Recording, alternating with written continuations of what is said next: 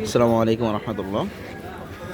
আমরা আসছিলাম খর্নাতে বট খেতে, আর এখানে মিক্সচার আপনার হচ্ছে মিক্সার পাওয়া যায়, চটপটি না লটপটি আর কি, তার মধ্যে একটু জিগরি দেয় বা ওই বট দেয় আর কি, অ্যাভারেজ আর কি।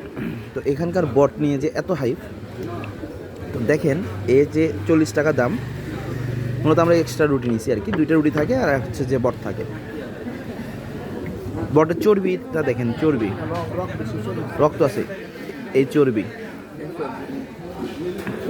চর্বি চর্বি এটা যে কি আল্লাহ ভালো জানে। আচ্ছা,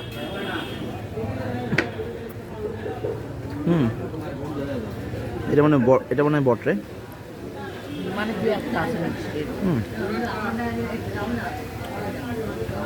চর্বি, এটা চর্বি।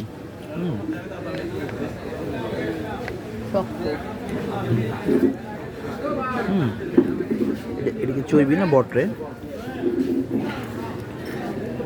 এটা ইলাস্টিক, এটা এটা বট। আচ্ছা, তো আপনারা দেখলেন যে আমাদের অনেক সম্মানিত রিভিউরা যারা ফুড ব্লগাররা আছেন, তারা আমাদেরকে তো আসার জন্য নিমন্ত্রণ দেন, বা আমন্ত্রণ আর কি। হ্যাঁ, তো তারা কিন্তু আসলে এই ব্যাড সাইডগুলো তুলে ধরেন না। তারা নিজেরাও কিন্তু জানে যে এখানে আসলে বটের নামে কী বিক্রি করা হচ্ছে। এর চেয়ে যদি আমি বলি যে আমাদের বগুড়া শহরের ভিতরে মুন্না হোটেল আছে, তারপরে বাবা শাহ কামালিয়া এরকম হোটেল আছে, এগুলোতে 100 টাকা করে একদম আমার জানা তো পিওর বট দেয়, এটা না পিওর বট দেয়, আলু ছাড়া মনে হয়। আবার হচ্ছে বনানী হাটে পাওয়া যায় শুক্রবার সোমবার করে, পরিমাণও অনেক বেশি। এগুলো কিছুই না, এটা 40 টাকা কীভাবে সম্ভব এটা? আর আমি মিক্সারটার ছবি উঠাইনি, ওইটা তো আমি যথেষ্ট বিরক্ত আর কি। মানে যা আশা করেছিলাম তা নয়। এর আগে একবার খেতে আসি নাই তা না, একবার না, এর আগেও বেশ কয়েকবার আসছি। আমার মনে হয় যে এখন শেয়ার করাটা আসলে জরুরি আপনাদের সঙ্গে, এখানে তুলে ধরলাম। এই সবাই দেখেন, এই হচ্ছে যে অবস্থা আর কি।